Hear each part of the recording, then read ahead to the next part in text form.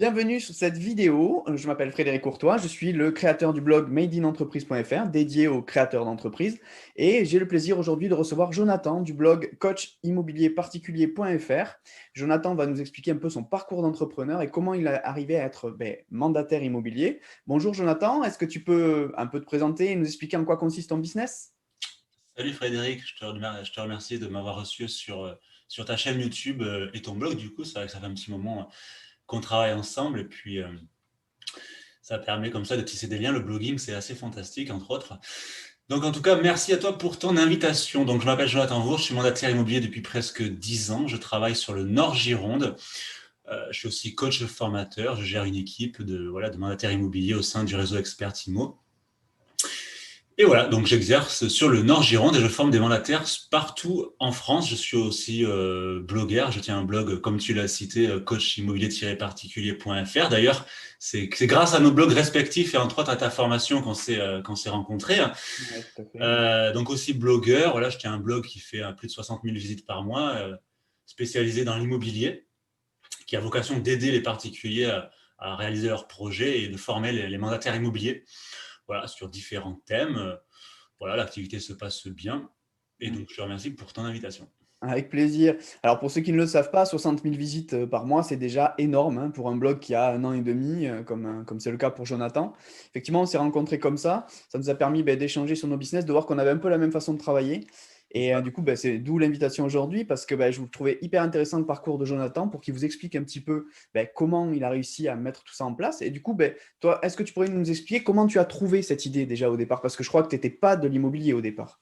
Rien à voir. Rien à voir. J'étais salarié. Et en fait, je savais que, bon, qu'au fond de moi, il y avait un problème. J'avais toujours un problème avec la hiérarchie. Tu sais, voilà, tu arrives à 9 heures, tu pars à 17 heures, tu restes au bureau même si tu n'as rien à faire. Enfin, voilà, le monde du salarié, mais je critique pas parce qu'il y en a, ça leur convient parfaitement. Mais en tout cas, Bien sûr. c'était pas ma façon de voir les choses. Donc, j'ai un ami qui était mandataire immobilier déjà il y a 10 ans qui m'a dit, bah, tiens, John, toi qui, voilà, qui est dans le commerce, qui passe bien avec les gens et qui aime la liberté, tente l'immobilier, quoi. Alors, j'y connaissais rien. Il y a 10 ans, je savais pas ce que c'était comme compromis de vente. Alors, je lui dis, ouais, si ça marchait, tout le monde le ferait. Enfin, tu sais, les discours habituels, comme l'entrepreneuriat d'ailleurs, comme lancer un blog aussi. Ouais, bien sûr. Tu sais, c'est la phrase classique, si tout le monde le ferait, ça marcherait, quoi. C'est, donc, du coup, bah, lui, il était mandataire dans une enseigne. Et puis, bon, voilà, je me suis renseigné sur l'esprit entrepreneurial que ça demande, je me suis renseigné sur la technicité du métier de mandataire. C'est comme ça d'ailleurs que je t'ai connu, voilà, par rapport aux conseils que tu donnais sur l'entrepreneuriat. Et du coup, bah, rupture conventionnelle et j'ai essayé dans un réseau immobilier. Voilà, ça fait presque 10 ans. Et j'avoue que je ne changerai pas en rien ma place pour tout au monde. Ah ouais, non, mais c'est un beau parcours. Ça montre justement qu'on peut se réorienter assez facilement. De toute façon, maintenant, il y a beaucoup de changements de carrière sur les 40 ans ou 45 ans qu'on va avoir à faire dans le monde professionnel, en fait. Donc, du coup, là, ça montre vraiment que tu as fait une pirouette énorme parce que tu es passé d'un salariat classique qui n'avait rien à voir avec l'immobilier à l'immobilier en peu de temps, quoi. Et voilà, mais C'était c'est mon hyper intention. intéressant ton parcours. Et du coup, tu penses vraiment, maintenant que tu es là-dedans depuis 10 ans, tu penses que tu as trouvé ce qu'on appelle ton ikigai? Je sais que tu connaissais pas ce terme avant qu'on en parle il y a pas C'est longtemps. vrai, ouais. C'est-à-dire la motivation qui te donne envie de te lever le matin et te dire, bon, ok, super, je vais travailler. Enfin, vraiment, est-ce que tu as trouvé ça, tu penses, avec Ah ouais, l'immobilier? ben oui, parce que justement, la motivation principale de l'entrepreneuriat, c'est que quand on se lève, on ne sait jamais à quelle sauce on va être mangé. On ne sait pas, enfin, on le sait dans les grandes lignes, bien entendu, on a un Bien agenda, sûr. mais on ne sait jamais ce qui va se passer à l'avance. Et c'est fantastique parce que c'est un statut, alors, dans l'immobilier en particulier, parce que c'est très complexe, mais en règle générale, dans l'entrepreneuriat, c'est un statut fantastique parce qu'il n'y a pas de routine, en réalité. Il n'y a pas de routine et tu te lèves et tu ne sais pas ce qui va se passer presque dans ta journée. Alors, voilà, pour les personnes qui sont anxieuses et qui ont besoin de stabilité, forcément, c'est peut-être un business model qui sera pas adapté. Mais en tout cas, voilà, pour les personnes qui ont envie de créer, de construire et de se développer et justement de casser cette routine que je considère vraiment omniprésente en règle générale dans le salariat, puisqu'en règle générale, voilà, c'est plus linéaire. Je me rappelle, moi, dans mon cas, je savais très bien à la minute près presque ce qui allait se passer, quoi. Ouais, bien sûr. Ça, ça crée chez moi, voilà, un sentiment finalement pas de déprime, mais voilà, D'enfermement un peu, ouais. d'enfermement et de manque total de créativité, si tu veux.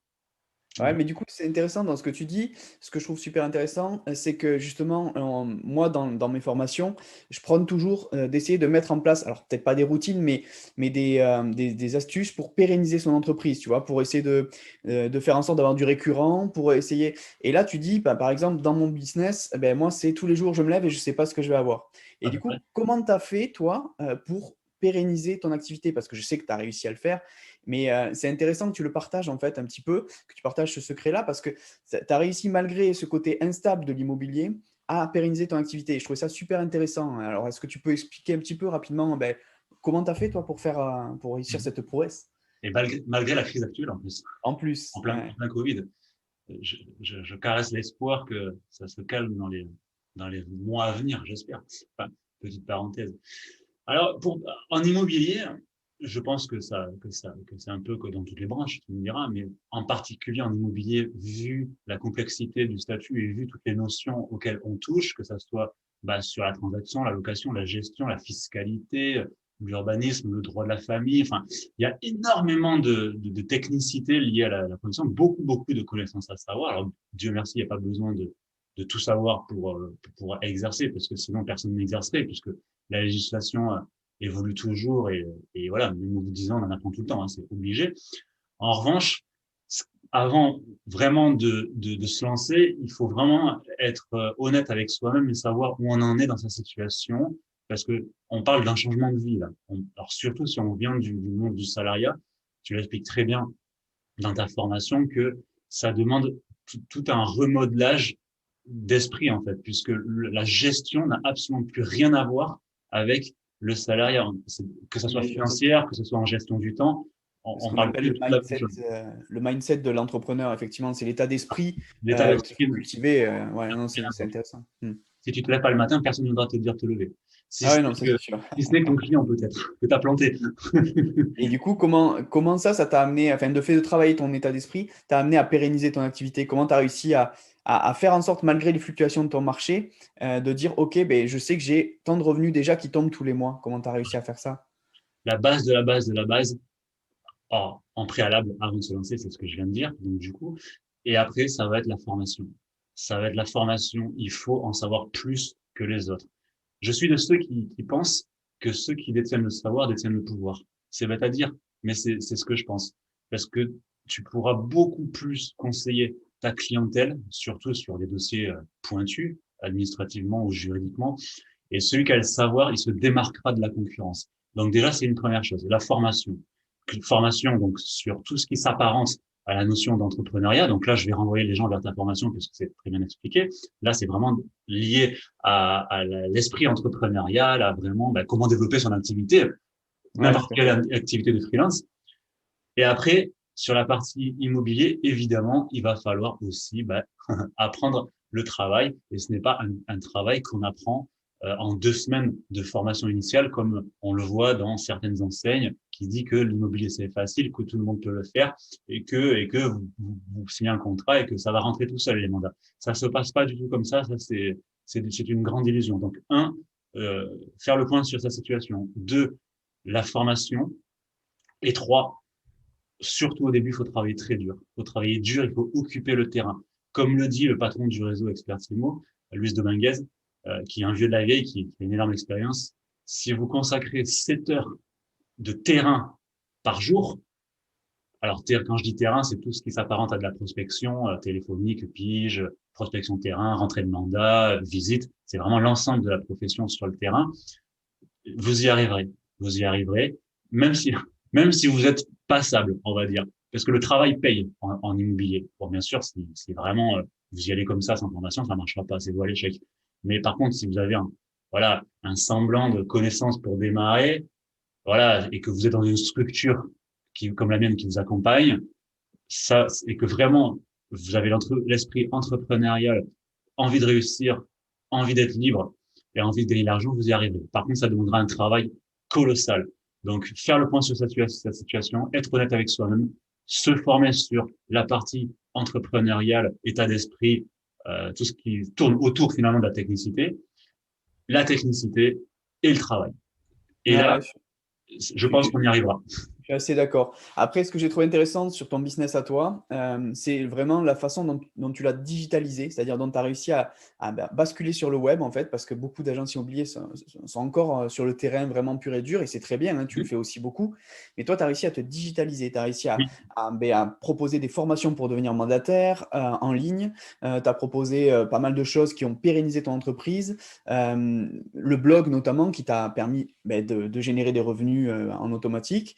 Enfin, voilà, tu as fait tout ça en fait qui a vraiment pérennisé ton business. Moi, j'ai trouvé ça super intéressant. Est-ce que tu peux nous expliquer un peu comment t'en es venu justement à digitaliser ton offre et puis ton business? Parce que ça t'a permis, je pense, d'ouvrir d'autres portes que tu n'aurais pas eu si tu étais resté que sur le terrain, quoi.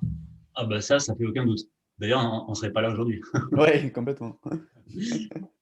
Et bien, la digitalisation, c'est extrêmement important. En immobilier, en France, on a 10 ans de retard minimum sur les États-Unis. Et je dis bien minimum, hein, sur tout ce qui s'apparente à du marketing digital, marketing de contenu, etc.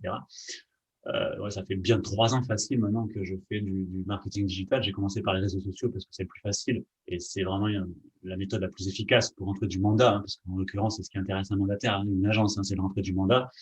Le blogging est passionnant aussi, mais c'est plus une stratégie sur du moyen et long terme. Long terme, ouais. Ouais. Et là, je vais faire une petite parenthèse parce que je sais pas si toi tu le vois dans ton activité, mais là, j'ai quelque chose qui m'agace. C'est, je vois énormément, de plus en plus, ça va avec le temps, hein, parce qu'on le voit dans de plus en plus d'activités. Mais tous les jours maintenant, quasiment, je vois sur les réseaux sociaux une publication sponsorisée. Si tu veux, tu vois le truc classique où le gars il va te dire, vous allez rentrer des mandats sur votre canapé. Voilà, vous créez, tu connais ça par cœur. Vous allez créer un tunnel de vente. Vous allez capter des leads et vous allez rentrer du mandat. Voilà, un peu comme si tu vendais une formation. Tu vois ce que je veux dire? Oui, il y a des promesses un peu illusoires, Voilà. effectivement, qui tournent. Vous allez devenir riche sans rien faire. Voilà. Voilà, ouais, effectivement, c'est pas évident après de faire la part des choses entre ceux qui peuvent vous amener quelque chose et ceux qui vous font des promesses un peu surdimensionnées. Oui, je suis d'accord. Ouais. Ah ouais, il y a énormément et j'en vois de plus en plus, voilà, parce qu'on le sait, dans l'immobilier, c'est pas facile. Il y a des techniques de prospection qui sont pas faciles, comme la pige. La pige, en l'occurrence, j'ai fait un article de blog sur ça, sur un cours entier sur la pige. La pige, tu sais, c'est la technique qui consiste à démarcher les particuliers suite à une annonce immobilière. Ouais, Ça, c'est le gros point faible de énormément de professionnels, même expérimentés. ouais, mais je comprends. C'est un Donc vrai forcément, c'est métier. marketing. Ils vont sur là où ça fait mal. Donc ils vont te vendre des formations à 500 balles, alors que toutes les informations peuvent se trouver facilement en réalité pour ça. Donc ils vont te trouver le truc là où ça fait mal, là où ça pique. Ils vont te dire que ok, tu vas créer un tunnel de vente, tu vas te faire une mail list et tu vas rentrer des mandataires, des mandataires, des mandats comme ça. Mandat? Que ça, c'est illusoire. C'est illusoire. Et je connais des mandataires qui vont acheter ce genre de formation. Alors évidemment, ça ne marche pas, euh, et qui oublient les fondamentaux. Donc je trouve qu'il faut faire très attention. Ça, c'est très important pour démarrer, pour ceux qui démarrent. C'est que au début, le digital doit représenter maximum 30% de la prospection.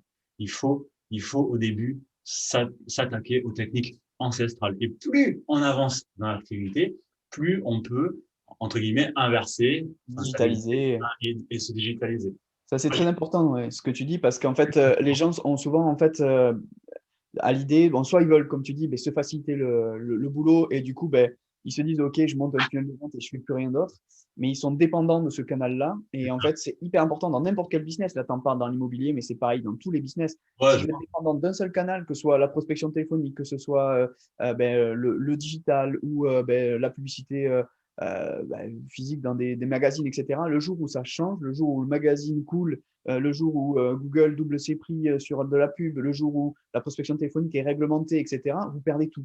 Donc c'est important ce que tu dis de pouvoir se dire, OK, ben, j'utilise deux, trois canaux différents et je répartis les risques, entre guillemets. Je ne mets pas tous les œufs dans le même panier. Ça, c'est Alors important. ça, c'est super intéressant ce que tu dis parce que ça, c'est en technique de prospection, c'est aussi ce que j'apprends à mes élèves, c'est que très souvent, le prospect qui nous sollicite pour faire un mandat, par exemple, pour une estimation, parce que c'est ça qui nous intéresse à nous, hein, en priorité, puisque les acheteurs, on les capte via les portails d'annonces, euh, c'est que très souvent, ils nous sollicitent suite à minimum 2 canaux de diffusion. Ça va être, par exemple, une annonce sponsorisée sur Facebook, et par exemple un panneau sur le terrain. Ça va être un flyers dans une boulangerie, par exemple, et et Google My Business, par exemple. Mais très Ouais, souvent, totalement. il y a deux canaux. Voilà. Parce que il faut laisser le temps déjà aux personnes de s'habituer à notre présence. Bien sûr. Comme je le dis en prospection, il faut être vu. Après, tu passes à connu, reconnu, et enfin, au bout de quelques années, peut-être incontournable, si on travaille bien. Ouais, je suis d'accord. Mais effectivement, il y a même un adage qui dit en vente que ben, une personne doit être face à une offre 7 fois avant de se Oui, décider ouais, à passer à l'action. Alors après, ça peut être une offre proposée par toi ou pas. Mais si plus ouais, c'est proposé par toi, et plus elle va s'habituer à toi, et plus elle va avoir confiance en toi, et plus elle c'est va ça. acheter ton offre à toi. Donc c'est ouais, c'est essentiel. Ce que tu dis, c'est hyper Ah oui, oui, intéressant. oui, c'est très important. Donc, marketing digital, oui, c'est passionnant et c'est indispensable Oui. de nos jours. Mais attention, attention de ne pas négliger les autres techniques. Les autres aspects ouais, Ah oui. essentiels. Sinon, c'est vous à l'échec, c'est Et sûr. qu'est-ce qui fait que ton business à toi est unique? Quel est ce qu'on appelle ton élément différenciant? Parce que moi, dans la formation, je pousse les gens à essayer de trouver le leur. Parce que pour moi, si on est unique, en fait, on va trouver justement un public qui nous ressemble et on va être capable d'aller sur une niche et de parler à cette niche. La niche va se reconnaître en nous. Ça va être plus facile derrière. Et Hmm. toi, qu'est-ce qui fait que ton business est unique? Qu'est-ce qui fait que voilà, que tu es différent des autres dans ton approche ou dans ce que tu proposes? Rien. Non, je rigole. Je sais qu'il y a plein de choses que tu fais différemment, notamment la digitalisation, Ouais. euh, qui est quand Alors, même énorme pour toi, quoi. Avec 60 ouais. 000 personnes par J'ai, mois, c'est oui, oui, oui, tout à fait, ouais, via le blog, ouais, ouais, ouais. Alors, je dirais que ma principale force, bah, c'est justement, on en venait tout à l'heure, alors, je suis loin de savoir tout, bien entendu, avec toute modestie, c'est le c'est savoir. de rester fort, de te former, ouais. Ah Ouais. ouais, il y a pas un jour, surtout en plus, depuis que j'ai passé le BTS, il n'y a pas un jour où je me forme pas. Alors, ça va Ouais. être une jurisprudence, ça va être un article de blog, il n'y a pas un jour où j'apprends pas un truc. Ça, c'est la base. Déjà, ça, c'est clair. Ça, Pourquoi? c'est un Parce que, sacré secret hein, pour ceux qui regardent. ah ben, C'est ça, rester, c'est ce c'est qu'on appelle la veille hein, de la l'entrepreneur. veille. Voilà. Voilà, c'est rester vraiment à l'écoute du marché, à l'écoute de ce qui se passe, à l'écoute des concurrents aussi, et se former pour être toujours au top, quoi. Ouais. Effectivement, Faut c'est un vraiment super être secret. super vigilant. Voilà. Ouais. Moi, quand j'arrive dans un rendez-vous vendeur, par exemple, les vendeurs se posent beaucoup de questions. Mais franchement, j'ai même pas souvenir quand j'avais pas la réponse à la question de mon vendeur. Et très souvent, je passe derrière et des confrères à moi ont dit des conneries, notamment sur, je sais pas, moi, l'urbanisme, sur une déclaration, sur une permis de Ouais, construire, bien sûr. sur un diagnostic. Enfin, je dis ça comme ça. Donc, non seulement tu montres ton professionnalisme, donc j'axe vraiment les choses parce que moi, mes vendeurs, mes clients, je les éduque. C'est-à-dire que je leur cache rien. Le savoir que j'apprends, je leur donne. Tu Parfois partages. même avant même de faire un mandat. Je leur dis, mais tenez, il faut faire ça, ça, ça, ça, ça. Et si vous voulez vous débrouiller, débrouillez-vous. Il n'y a pas de problème. Et si vous vous plantez, comme 80% des gens, bah, vous reviendrez vers moi et puis je vous aiderai, il n'y a pas de souci. Moi, j'ai plus ce genre de discours, tu vois. C'est-à-dire que ce qui me différencie, c'est que bon, outre la formation, c'est que j'éduque mes clients, que ça soit sur la partie commerciale, juridique, fiscale et compagnie, mais aussi, je leur dis, ben, si vous voulez pas d'aide ou que vous voulez me court-circuiter, allez-y. Je sais que les statistiques vont à ma faveur. Je sais qu'en France, il y a plus de 80% des transactions qui sont faites par un professionnel de l'immobilier. Donc, je sais que finalement, statistiquement, bon, ben, peut-être que de temps en temps, il y en a un qui va faire cette transaction. Mais je sais que normalement, j'ai 80% de chances qu'ils reviennent vers moi. Donc, si, grâce à vos techniques de, comme tu en parles également dans tes formations, de marketing de contenu, euh, tu te différencies et que tu apportes de la valeur à tes prospects, et de manière commerciale et courtoise, bien entendu, euh, normalement, ils reviennent vers toi, puisque normalement, le cerveau, quand il reçoit, il est censé rendre. Donc, je leur apporte de la valeur, je leur apporte du savoir, dans l'espoir qu'ils me sollicitent après pour mes services, par exemple. Donc ça, c'est pour toi, ouais, ton facteur différenciant. Moi qui te connais un peu maintenant, qui connais ton business, pour moi, ton facteur différenciant, il est aussi énormément sur le digital. Il est sur Oui. effectivement, cette veille que tu as. Et effectivement, cette veille, elle t'a aussi poussé vers un digital. Donc c'est hyper intéressant. Mais elle est aussi, pour moi, ton facteur différenciant, il est aussi sur le fait que tu formes les mandataires. T'as créé une formation sur ben, les mandataires pour devenir mandataire. Et je trouve ça super intéressant pour raccorder les gens à un réseau, leur expliquer comment ça se passe, leur donner Tout à des fait. techniques et tout ça. Et je trouve ça c'est super intéressant parce que ça pérennise indirectement ton business. On ne donnera pas tous les secrets de ton business là, mais ça pérennise indirectement ton business. Le blog te rapporte aussi de l'argent. En fait, pour moi, c'est ça ton facteur différenciant par rapport à un agent Oui, immobilier. oui. qui demain se casse la jambe et peut plus faire de visite, toi, ben, tu auras quand même des revenus et tu auras quand même des choses qui continueront à vivre pendant ben, ta convalescence, par exemple. Et pour moi, j'ai trouvé ça super intéressant dans ton approche parce que c'est ce que je prône. C'est pas tout mettre dans le même panier. Donc, ça, on l'a dit, c'est la veille, ça c'est super important ce que tu dis. Et après, derrière, la digitalisation, parce qu'en 2021, c'est hyper Ah, compliqué de réussir sans ça, c'est sûr. Et après, avec l'expérience, c'est clair qu'il faut se mettre, oui, il faut se mettre à la digitalisation, c'est-à-dire que la digitalisation par les réseaux sociaux, par le blogging, par les publications sponsorisées éventuellement. Et ce qui est fantastique aussi avec la digitalisation, c'est que tu peux associer la prospection physique à la digitalisation. C'est-à-dire que moi, ça m'est arrivé plein de fois de créer des événements en physique, par exemple des tombolas, prendre un stand de Super U, créer une tombola, voilà, où tu vas faire gagner les gens dans un événement X. Et comme par hasard, forcément, pour gagner un lot, ils vont devoir remplir leurs coordonnées. Ouais, bien sûr, Alors, qu'est-ce que je fais après avec ces coordonnées? Je les rentre dans mon logiciel et dans ta après, base. dans ma base et après, j'exploite ces données plus tard avec leur autorisation, bien entendu, hein, Bien sûr, ouais. très encadré. Euh, donc, tu peux associer ce marketing digital avec le Le terrain. marketing traditionnel. Et Les deux après, ne sont absolument ouais, pas, les deux ne sont absolument pas ouais. incompatibles, bien au contraire.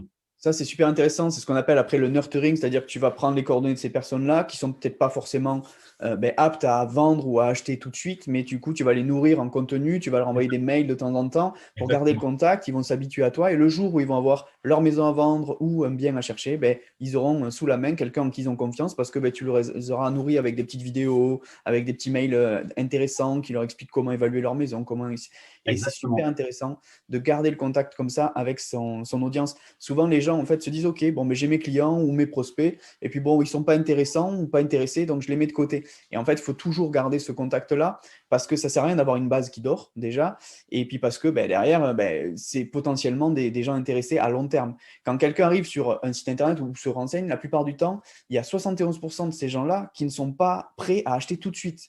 Donc du coup, si on ne fait pas ce que tu dis là, c'est-à-dire à savoir entretenir cette relation, on perd 71% C'est ça. du marché. Donc c'est hyper intéressant ce que tu dis. Effectivement, pour moi, ça c'est vraiment un élément hyper intéressant, quoi. Il faut chauffer son audience. Ouais, c'est ça. Il faut la chauffer et puis il faut la maintenir tiède, on va dire, jusqu'au moment où elle va être vraiment dans l'action, entre guillemets, et qu'elle va du coup venir chez toi parce qu'elle aura confiance en toi. Il faut Et elle aura vu un la petit peu ce que nourrir de tu fais. contenu. Ouais. Intéressant. Ouais. Et puis en plus, ben, ce que je trouvais intéressant dans ton business aussi, c'est le côté la digitalisation est à ouvert sur la France entière et pas Ouais. seulement ben, sur la Gironde, puisque toi, tu es basé en Gironde. Mais j'ai trouvé ça aussi intéressant parce que ça t'a permis ben, potentiellement de toucher d'autres personnes. Et le jour où, par exemple, toi, c'est pas d'actualité, mais tu veux lancer ton propre réseau, tu as déjà une visibilité nationale qui te Ah permet oui. d'aller chercher ben, des mandataires à droite à gauche. Donc, c'est hyper intéressant. Ah ben là, justement, grâce à la digitalisation, ben effectivement, je recrute des mandataires dans toute la France pour le réseau Expertimo auquel j'appartiens. Euh, bon, après, moi, je vais créer autre chose. Là, parce que le réseau Expertimo, si tu veux, c'est un réseau de mandataires, mais aussi un réseau d'agents immobiliers. Il y a des agents immobiliers indépendants qui signent un contrat de partenariat avec Expertimo, qui ont la carte professionnelle. Moi, je vais le faire là au deuxième semestre, parce que j'ai envie de créer une structure plus grosse. Mais ce qui est fantastique avec le digital, c'est que ben, grâce justement au blogging, grâce aux réseaux sociaux et grâce à la formation en ligne, ça m'a permis effectivement de créer tout un programme de formation et de coaching pour les mandataires qui rentrent. Et aussi, gros élément de différenciation, mais là, c'est pas moi, c'est le réseau, c'est qu'Expertimo est un réseau qui commissionne à 100%. C'est-à-dire que tu vas marquer 10 000 euros sur un mandat, tu vas avoir 10 000 euros TTC, moins 150 euros de frais de dossier, c'est tout, quoi. Donc, c'est quand même énorme puisque la plupart des réseaux vont te prendre 30% au passage. Ouais. Donc, et là, on en revient, si tu veux, à l'esprit entrepreneurial parce que le réseau Expertimo considère le mandataire comme un vrai chef d'entreprise. En réalité, il n'y a aucune subordination, bien sûr officielle parce qu'elle est interdite, mais officieuse aussi comme on peut le retrouver parfois. Donc, effectivement, ça, c'est quand même pas rien parce que les mandataires voilà, sur chaque vente, tu leur prends 20 ou 30%, à la fin de l'année, ça fait 30 000 euros, quoi, tu vois. Ah ouais, c'est énorme, ouais, bien sûr. Ça ça a des conséquences sur tous les aspects de la vie parce que tu es obligé de plus fournir au quotidien pour avoir le même chiffre d'affaires. Ça a des incidences sur des conséquences sur ta vie de famille, sur tes loisirs. Tu as besoin de plus fournir. Donc, forcément, et tu as une vente qui pète. Normalement, avec 100%, tu mets plus de trésor de côté. Donc, c'est moins grave que si à chaque fois tu donnes une rétrocession, quoi. Donc effectivement, le réseau Expertise Immo, c'est un réseau qui est dédié pour vraiment les personnes qui ont envie de réussir, qui ont envie de s'accrocher et d'avoir 100% du fruit de leur travail. Comme je le dis souvent aux personnes que je recrute, là, vous travaillez en partenariat avec un réseau et vous travaillez pas pour un réseau, quoi. C'est ça la grosse différence aussi. Tu vois, sujet qu'on n'a pas encore abordé dans cet entretien, mais que je trouve super intéressant et que enfin, j'ai découvert justement en discutant avec toi, c'est ben, comment devenir mandataire immobilier. Moi, j'ai toujours cru que c'était réglementé, en fait, et que ben, pour devenir mandataire immobilier, il fallait justement avoir cette fameuse carte. Et c'est toi qui m'as dit que non, justement. Ce serait intéressant que tu expliques comment on peut devenir mandataire immobilier, du coup, Bien sûr, ouais. ben, aux gens qui regardent cette vidéo. Ben, toi, demain, si tu veux, tu deviens mandataire immobilier, tu fais l'immobilier, tu fais des mandats, tu fais de l'entremise. Sans problème. Ça m'a étonné, justement. C'est intéressant après, hein. Ça veut dire que tout le monde peut y aller, enfin, entre guillemets. Tu n'as pas reçu de condamnation, voilà, parce qu'il y a quand même, Oui, tu dois donner un cadre légal. un extrait du casier judiciaire. Et si tu as été condamné pour voilà, tout ce qui s'apparente, tu vois, à des, comment dire, des faillites personnelles, de l'escroquerie, des choses comme ça, Fraude fiscale, oui. ouais, voilà, il y a quelques clauses qui permettent qui donnent pas accès, mais bon, c'est quand même rare. Mais, mais sinon, oui, aujourd'hui, alors, elle est en train de se professionnaliser de plus en plus, mais effectivement, il n'y a pas de filtre à l'entrée. C'est-à-dire que n'importe qui aujourd'hui peut faire de l'immobilier. Alors, pour moi, c'est pas bon comme business model, puisque forcément, tu te doutes que sur 1000 personnes, on est très loin des 1000 personnes qui réussissent. Ah, bien sûr. C'est un métier qui n'est pas facile. C'est un métier, comme on l'a vu, qui demande de la formation et des compétences, hein, que ce soit juridique, fiscal, commercial, etc., même comptable et entrepreneurial.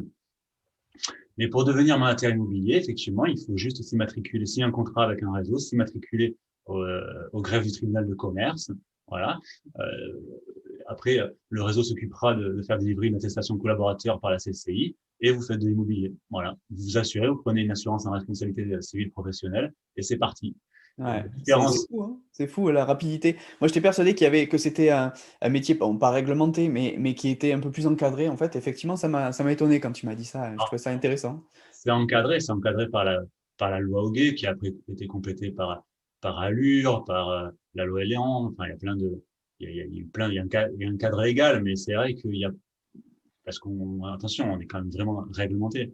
Mais, euh, mais ça va pas, voilà, sur la formation, justement, il n'y a pas vraiment de filtre à l'entrée. Après, maintenant, il y Ouais. a une formation obligatoire Allure, justement, qui a été mise en place par la loi Allure, hein, 14 heures par an ou 42 heures, justifié de 42 heures les 3 dernières années, mais ça s'arrête là, si tu veux. Et encore, D'accord, ok. il n'y a pas de contrôle, c'est sous la responsabilité des réseaux, tu vois, je suis sûr que sur 100 000, sur 60 000 mandataires, je suis sûr que tu as la moitié qui, tu vois. Ouais, qui respecte pas ce truc-là. La Ah différence ouais. avec un agent immobilier, par contre, là, c'est totalement différent, c'est qu'un agent immobilier, lui, doit justifier, bon, il doit être immatriculé au registre des commerces et des sociétés, il doit justifier d'une aptitude professionnelle, qui voilà, ça va être par exemple un BTS profession immobilière, ça va être des études de droit, ça va être des études supérieures de commerce qui peuvent donner accès à la carte professionnelle, ça peut être aussi une équivalence en termes de salariat parce qu'il n'y a pas de passerelle entre le statut de mandataire et le statut d'agent. Par contre, si par exemple tu as fait 10 ans de salariat sans diplôme, tu peux après demander ta carte. Si tu as fait 3 ans, si tu as le bac, tu vois, 3 ans de salariat, tu as des passerelles. Et après, la grosse différence sur le quotidien, bah, c'est que l'agent immobilier, lui, ben, il va avoir le droit d'ouvrir une agence immobilière, il peut créer un réseau, il devient rédacteur d'actes, donc il peut signer ses propres compromis, il est vraiment autonome, quoi. Il est autonome, ouais, bien sûr. Le mandataire agit et travaille pour le compte de son mandant, donc le Mm. réseau ou une agence immobilière, et travaille sous la responsabilité, en gros, de la carte professionnelle. Si tu es agent immobilier, c'est toi qui as la carte professionnelle. Ah ouais, bien sûr. Ouais, c'est intéressant et c'est ce vers quoi toi tu veux tendre, si Ah j'ai oui, bien compris. bah là, Donc, si tout va bien, deuxième semestre de cette année ou premier semestre de l'année prochaine. ouais, tu auras ta carte. Et du coup, pour finir un peu cet entretien en beauté, est-ce que tu pourrais donner un conseil aux gens qui veulent lancer leur propre business? Alors, pas forcément dans l'immobilier, mais en général, en fait. Quel conseil tu donnerais à quelqu'un qui veut monter son business, qui a peut-être un début d'idée, tu vois, mais qui sait Mhm. comment tu l'aiderais à se structurer, qu'est-ce que tu lui apporterais qui pourrait l'aider à réussir? Eh bien, écoute, c'est un peu ce que je disais au début, hein, c'est d'abord faire le point sur soi, faire le point où on en est dans sa situation personnelle, puisqu'on parle de changement de vie, on parle de changement d'état d'esprit, on parle de beaucoup de choses si on vient du salariat. Donc, ça va être déjà de se documenter sur la toile, et de chercher vraiment les attributs qu'il faut pour réussir en tant qu'entrepreneur. Hein. Ben, d'ailleurs, je les renvoie vers ton blog puisque toi, c'est ta spécialité, justement, tu fais de la Ouais, formation en tout à ce fait. sens. Hein. Donc, formation de qualité, je vous les conseille, bien entendu. Donc, faire le point sur sa situation personnelle, la formation, parce que quand on est entrepreneur, c'est, prenons un plombier, par exemple. Un plombier, bon, bien sûr, il va être formé sur sa technicité, comme pour l'immobilier. Mais quand on est entrepreneur, ben, il faut se former sur le reste, sur ben, l'état d'esprit, sur comment gérer son argent, puisque on peut être payé du 1er au 31, sur la fiscalité, sur la comptabilité, sur tout ce qu'il y a autour, sur la gestion de son temps, sur le coaching aussi, puisque tu peux aussi avoir des coups de mou. Donc, et là, t'es pas encadré par une structure, c'est toi la structure. Donc, c'est vraiment faire le point sur cette situation, se former sur la technicité, bien entendu, et euh, se former sur toutes les notions annexes relatives à l'entrepreneuriat. Et puis après, travailler dur, et se démarquer de la concurrence, comme tu le disais tout à l'heure. D'ailleurs, pour conclure avec le mot de la fin, je sais pas si tu as lu le bouquin La vache pourpre. C'est ce que tu disais Non. tout à l'heure. C'est trouver l'élément de différenciation. C'est-à-dire que, Mm. ben voilà, on va faire une petite comparaison pour finir en beauté. Tu es en voiture, tu passes devant un troupeau de vaches. Tu as 100 vaches. Elles sont toutes de la même couleur, toutes noires et blanches. Il n'y en a aucune qui se différencie. Tu passes devant le même troupeau, mais tu mets une vache pourpre dans le troupeau, tu vois qu'elle. Ah ouais, je suis d'accord. Voilà. Et ben Et, voilà, l'élément de différenciation. Et le mec, c'est Seth Godin, un Américain qui a écrit un bouquin, tout le bouquin repose sur ça. C'est ouais, assez- mais pour moi, tu vois, justement, c'est ça que c'est pour ça que je t'ai posé cette question sur ton élément à toi de différenciant, parce que pour moi, c'est hyper important. C'est ce qui fait qu'on réussit ou pas. C'est qu'est-ce qui fait qu'on est unique et qu'est-ce qui fait que, ben, comme tu dis, dans la masse, on voit que nous, entre guillemets. Et c'est important d'arriver à le sortir. C'est pas facile à identifier, mais une fois qu'on l'a, après, ben, ça permet d'orienter sa communication là-dessus et d'attirer les gens qui ben, sont, on va dire, ben, qui ont envie d'avoir quelqu'un qui a cet élément différenciant. Donc, c'est hyper essentiel, c'est intéressant. Ouais. Ce que tu dis, pour moi, c'est un très, très bon conseil et je vais lire ce livre. Allez, il est vraiment bien. La question que j'ai essayé de me poser tous les jours, c'est que ce soit pour la formation ou d'ailleurs ou le business dans le dur, c'est pourquoi ce prospect va m'appeler à moi et pas quelqu'un d'autre. Ouais, c'est ça.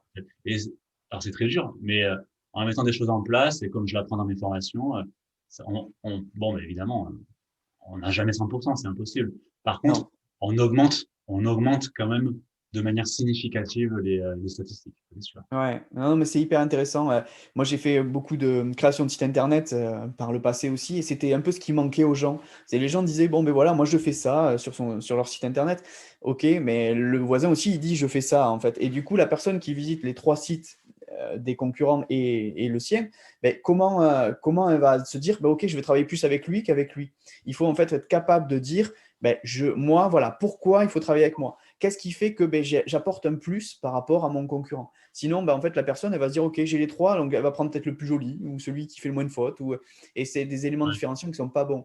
Tandis que si on lui apporte vraiment, ben, en lui disant qu'on a une qualité de service, qu'on a un suivi, etc., qu'on a quelque chose de différent des autres, qu'on apporte de la qualité, ben, à ce moment-là, il viendra chez nous plus que chez le concurrent. Et ça, c'est vrai que c'est quelque chose que les gens oublient, en fait. Ils disent, bon, ben voilà, je présente ce que je sais faire, mais ils disent pas forcément pourquoi il faut leur faire confiance à eux et pas à ouais. quelqu'un d'autre.